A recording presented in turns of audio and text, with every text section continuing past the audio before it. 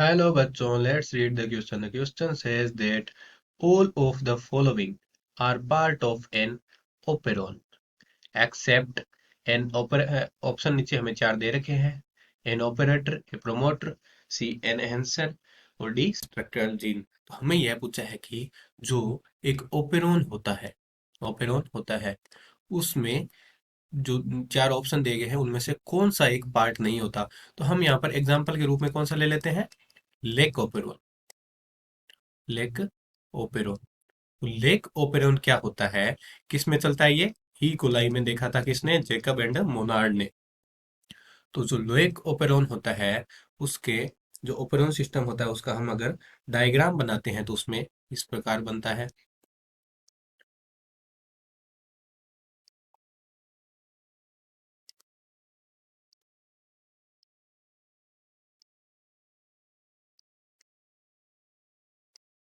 कैसे बनता है? इस प्रकार बनता है. यहाँ पर होता है आर. आर से यहाँ पर क्या मतलब होता है? Regulator gene. Regulator gene. Regulator gene क्या करती है? रिप्रेशन प्रोटीन का निर्माण करती है. ठीक है. उसके बाद में आर के बाद में यहाँ पर क्या आता है? Promoter gene.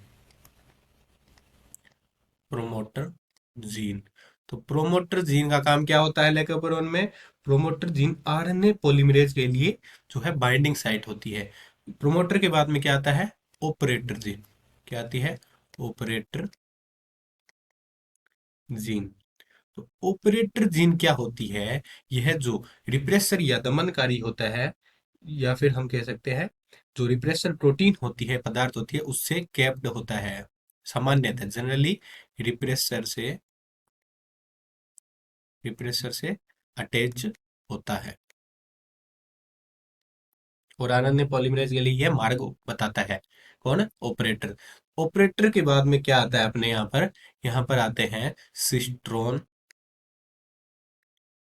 ए. सिस्ट्रोन ए नहीं, यहाँ पर आता है सिस्ट्रोन जेड.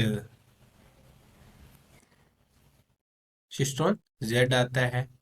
सिस्ट्रोन जेड के बाद में क्या आता है? सिस्ट्रोन वाई. और सिस्ट्रोन वाई के बाद में क्या आता है? सिस्ट्रोन एल्फा.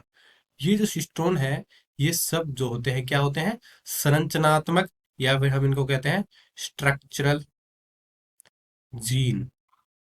ये सब क्या होते हैं? स्ट्रक्चरल जीन होते हैं, जो क्या करते हैं, जिनका काम कहता है ये पॉलीपेप्टाइड प्रोटीन या फिर एंजाइम के निर्माण के लिए एमआरएनए का निर्माण करते हैं. क्या करते हैं? एमआरएनए का निर्माण करते हैं. किसके लिए? प्रोटीन या फिर एंजाइम, या हम कह सकते हैं पॉलीपेप्टाइड की जो निर्माण के लिए. तो ये सब हमारे लैब कोपेरोन के भाग हो जाते हैं. इस तरफ आ जाती है स्ट्रक्चरल जीन, और इस तरफ तीनों चारों तरफ कौन से आ जाते हैं? वो आ जाते हैं प्रमोटर, रेगुलेटर और ऑपरेटर जीन. तो हाँ, यही हमसे प्रश्न पूछा है. प्रश्न पूछा है कि इनमें कौन सा भाग ओपेरॉन का नहीं होता. तो हमें ए में दे रखा है एन ऑपरेटर. तो ऑपरेटर तो ये रहा, जहाँ पर रिप्रेसर प्रोटीन जुड़ी होती है और ये आरएनए पॉलीमरेज के लिए मार्ग उपलब्ध कराता है. तो ये तो होता है ऑपरेरन का भाग. बी दे रखा है प्रोमोटर. तो प्रोमोटर ये रहा.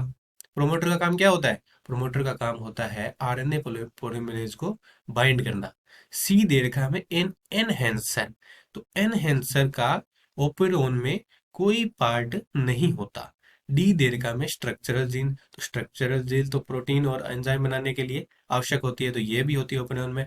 तो हमारा जो राइट आंसर हो जाएगा वो कौन सा हो जाएगा? C option. सी ऑप्शन में हमें दे रखा है एन एनहेंसर. तो एनहेंसर का जो है ओपेरोन में कोई काम या कोई भाग नहीं होता, कोई पार्ट नहीं होता. Hope you understand it well. All the best.